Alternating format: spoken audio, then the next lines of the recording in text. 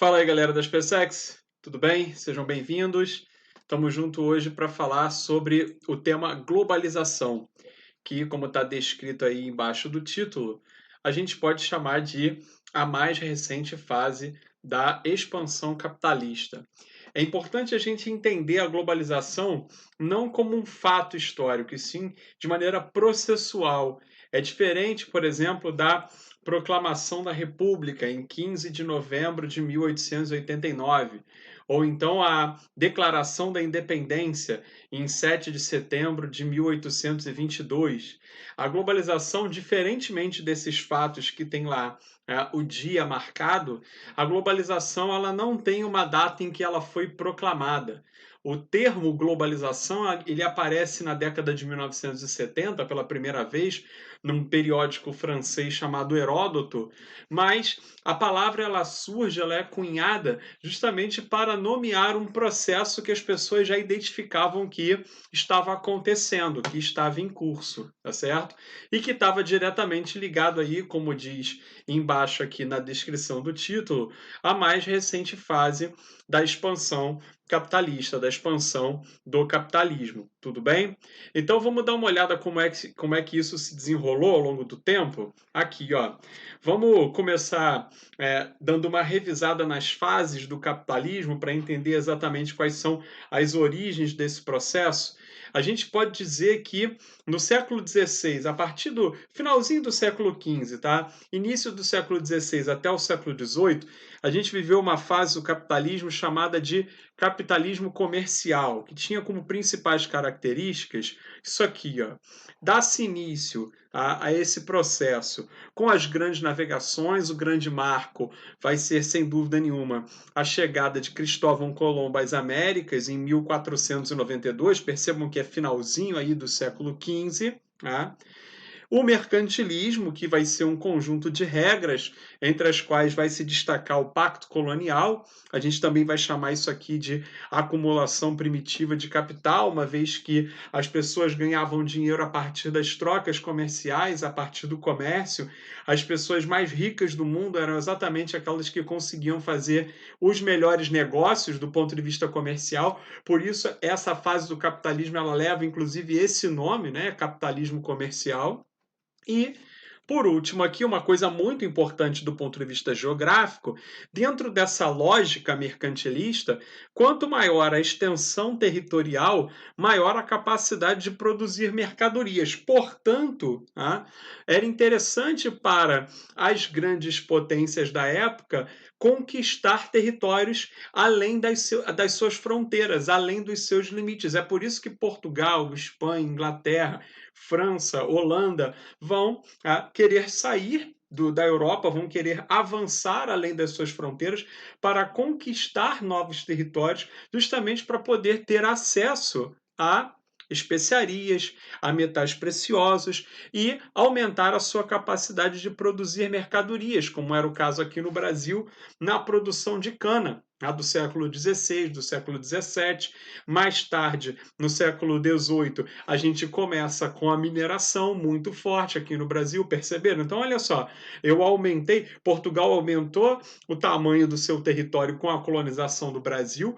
Por conta disso, Portugal vai ter a oportunidade, a possibilidade de produzir muito açúcar, e vender esse açúcar, obviamente, então isso vai garantir margens de lucro muito grandes. Em seguida, eles vão ter acesso a metais preciosos, no século XVIII, descobertos em grande volume nas Minas Gerais, então isso também vai gerar muitas riquezas, e isso só se dá por conta da expansão territorial. Então, uma grande marca dessa primeira fase da expansão do capitalismo comercial, do ponto de vista geográfico, vai ser justamente esse expansionismo, essa necessidade de sair dos limites das suas fronteiras na Europa para poder enriquecer.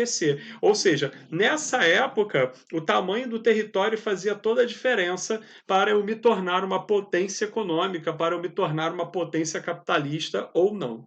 Tá certo?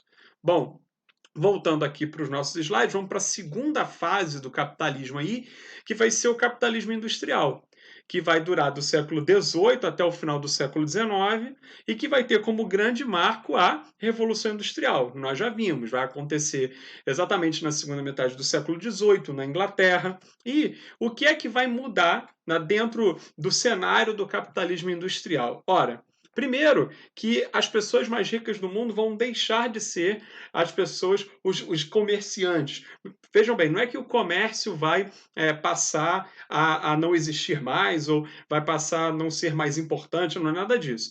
A grande questão é que os proprietários dos meios de produção, a partir aí da Revolução Industrial, ou seja, o sujeito que consegue ter máquinas, que consegue reunir máquinas em um galpão, consegue trazer trabalhadores para trabalhar para si, e consegue produzir ali maquinofaturados ou produtos industrializados, esse cara vai se tornando aos poucos muito poderoso. Tudo bem? Então, o grande marco, e aí por isso que o capitalismo nessa fase ganha esse rótulo de capitalismo industrial. Por quê? Porque a atividade com maior capacidade de produzir riquezas, a partir daí, começa a ser exatamente a produção industrial.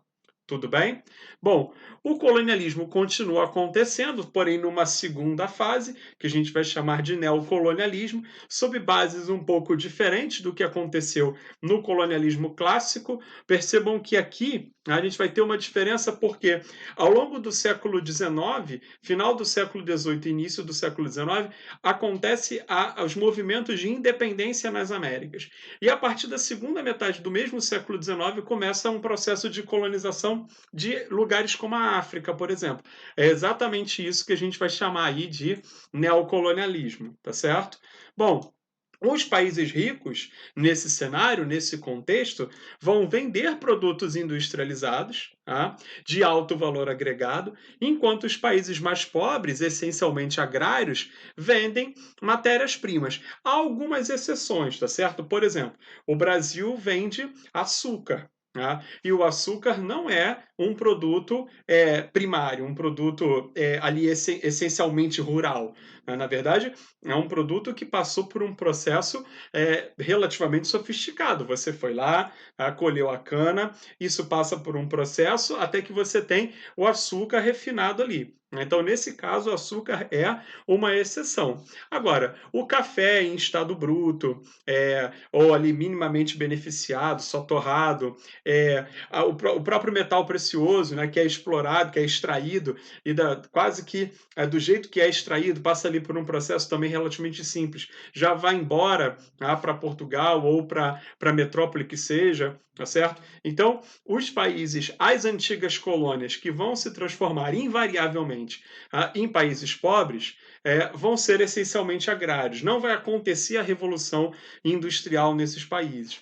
Enquanto que os países mais ricos, dentro desse modelo de desenvolvimento ligado à industrialização, vão produzir mercadorias de mais alto valor agregado e vão começar a se destacar dentro de uma divisão do trabalho, que a gente vai chamar exatamente de divisão internacional do trabalho, como a gente já viu também lá nas videoaulas sobre indústria geral, tá certo? Então, voltando aqui para o slide, vamos para a terceira fase aí do capitalismo, que é exatamente o capitalismo financeiro, do final do século XIX até o final do século XX. No capitalismo financeiro, que tem como grande marco a segunda revolução industrial, que, como a gente também já viu, acontece na segunda metade do século XIX, nos Estados Unidos, no Nordeste dos Estados Unidos, e tem como protagonista o início do uso do petróleo, a indústria siderúrgica e metalúrgica. A segunda revolução industrial vai ser um marco do capitalismo financeiro, porém, quem vai ser a grande vedete aí do capitalismo financeiro, que vai fazer, inclusive, com que o capitalismo nessa fase tenha esse rótulo, de novo, o rótulo aparecendo. Capitalismo financeiro. O capital especulativo.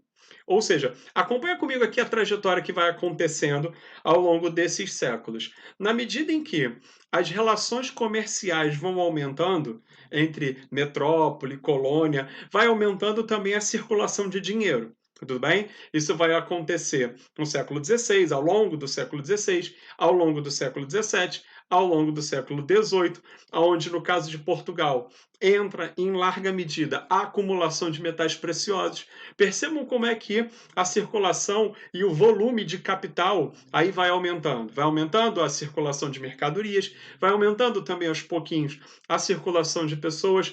Esses termos que eu estou usando aqui são familiares para vocês? A gente também não usa esses termos quando vai falar de globalização. Então, olha como é que é um processo, tá? Que está acontecendo já aí. É claro que em escala, em volume muito menor do que hoje, mas ele já está dando as caras, tá certo? E aí, na medida em que acontece o crescimento aí do volume de dinheiro que está circulando, em volume de mercadorias, a gente, as pessoas têm capital suficiente para partir para a primeira revolução industrial, que vai gerar mais capital ainda, uma vez que eu vou aperfeiçoar os métodos de produzir bens de consumo. Vou produzir melhor e vou produzir mais, num ritmo mais acelerado. Então eu vou acumular ainda mais capital.